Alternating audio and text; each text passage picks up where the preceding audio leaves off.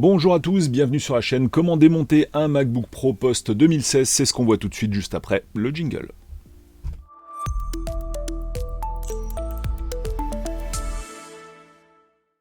Alors voilà, je crois pas avoir jamais fait une vidéo pour démonter une coque d'ordinateur portable parce qu'en général c'est assez simple, vous enlevez la vis et puis on peut tomber les coques rapidement. J'avais juste fait une vidéo pour présenter l'outil que j'appelle le défonceur. C'est un petit peu pour rigoler, mais en même temps c'est un petit peu vrai aussi quoi. C'est cet outil là, je vais vous mettre la caméra un petit peu mieux, que vous puissiez vraiment voir en détail. Allez hop, on incline et puis on bascule sur l'autre. Voilà. Cet outil qu'on voit là, qui est en plastique, vous voyez ici là, voilà. Qui est vraiment de forme très allongée, très fine au bout et plus épaisse, de plus en plus épaisse en fait, jusqu'au centre où on a le maximum de l'épaisseur qui est à peu près un peu plus d'1 millimètre. Et en fait ça a l'air de rien, c'est tout con comme outil, mais en vrai c'est le top du top des outils on va dire pour démonter des coques d'ordi portable. Donc une fois que vous arrivez à vous faufiler avec la partie extrêmement fine, et bien là vous faites le tour de l'ordi, enfin de la coque quoi, et puis ça démonte vraiment tous les endroits qui sont clipsés. Et c'est beaucoup mieux qu'une carte de crédit parce que tout le monde me parle de carte de crédit. Je vous garantis, celui-là, utilisez-le une seule fois et vous l'utiliserez toujours, vous ne pourrez plus passer à autre chose. Mais cette vidéo n'est pas là pour vous parler du défonceur entre guillemets, cette vidéo est là pour vous parler du démontage de cette coque qui est ultra chiant. Alors premièrement, ce que vous faites c'est très simple, vous allez tomber l'ensemble des vis. Alors au passage une petite astuce à moi perso, j'utilise du scotch et je place les vis à l'emplacement où elles se trouvaient physiquement parce que, il y a des vis de taille différentes et si vous vous trompez de vis, ça peut avoir des conséquences fâcheuses, notamment si vous mettez une vis trop longue dans un trou trop petit. Vous pouvez derrière abîmer une piste de carte mère qui pourrait se trouver au bout du trou dans lequel vous essayez d'insérer et visser la vis.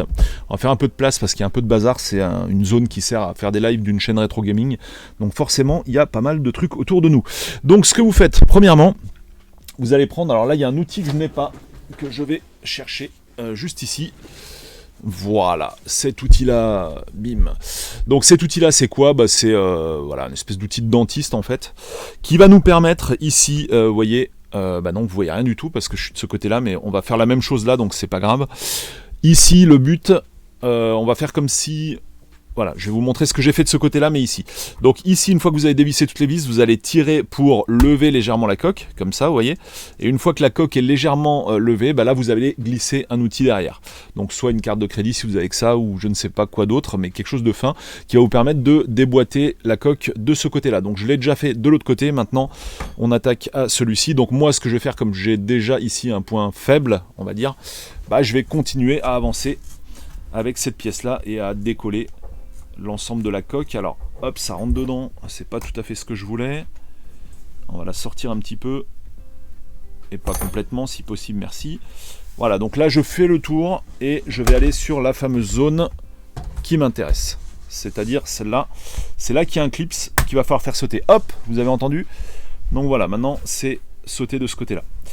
Ok, donc maintenant que c'est comme ça, c'est là que ce n'est pas si simple, il complique toujours davantage la vie des dépanneurs. Donc maintenant ce qu'il va falloir faire, c'est glisser donc de ce côté vers celui-là en fait. Donc côté opposé à la charnière, vous voyez la charnière est là, on va glisser la coque dans ce sens-là. Donc je sais pas quel est le sens le plus facile pour moi. Donc évidemment quand on fait ça, il faut que ce soit complètement décollé là, parce que sinon ça va pas le faire. Limite je vais mettre, voilà, les défonceurs je vais les mettre comme ça. Allez, vas-y. Oui, sinon ça va me bloquer. Voilà, vous voyez. Donc là, vraiment, je suis en superposition pour pousser, de manière à ce que la coque tombe. Donc là, on va tirer un bon coup. Évidemment, on va peut-être avoir l'effet Bonaldi où en vidéo, ça ne fonctionne pas. Et puis c'est vrai que moi, le problème, c'est que là, vous voyez, j'ai vraiment toutes les caméras en face de moi.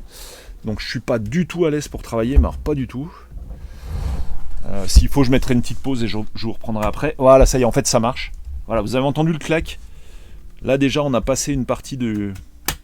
Déjà la coque ne se referme plus en fait. Parce que j'ai réussi à l'avancer. Alors on continue. Continue la croisade. C'est super pas pratique. Parce que oui, à l'arrière c'est clipsé quoi. Vous voyez ici là on a déjà un décalage. Vous verrez mieux sur cette cam. Il y a un léger, voilà, il y a un léger décalage comme ça. Ce qui veut dire qu'on est sur la bonne voie. Donc on va continuer à pousser. Limite je vais peut-être pousser comme ça pour voir. Alors, évidemment le but c'est de ne pas abîmer la coque forcément. Qu'est-ce que c'est pénible. Pourquoi faire simple quand tu peux faire compliqué? Donc le but d'Apple est toujours, à chaque nouvelle itération, de compliquer davantage la vie des réparateurs, voire même de la rendre impossible, hein. Forcément, c'est tellement mieux si vous passez par leur SAV. Alors là, je vais faire une petite coupe, je vous reprends juste après. Voilà, donc ça a fini par sauter, j'ai dû le mettre sur mes genoux parce que là, avec la caméra par devant, c'est juste pas possible. D'ailleurs, on va regarder un petit truc, qu'est-ce qui s'est déboîté sur les bords? On va regarder ça d'un peu plus près. Donc pour éviter de mettre une vis, ici, on voit qu'il y a un système de clips métalliques. Donc là, quand on va chercher ça sur les bords et qu'on déboîte, eh ben, on va déboîter la partie métallique, l'espèce de petit agrafe que vous êtes en train de voir. Voilà, donc c'est comme ça que ça se passe. Il y a évidemment exactement la même chose de l'autre côté. Voilà, comme ça. Alors ensuite, pourquoi il faut glisser donc de la partie charnière vers l'avant de la machine? Et parce qu'on a ici ces griffes là, vous voyez, qui sont coincées derrière. Donc ça vous empêche de décoller la coque juste vers le haut, tout simplement. Donc voilà pourquoi il faut effectuer ce petit mouvement de glissement vers l'avant de la machine.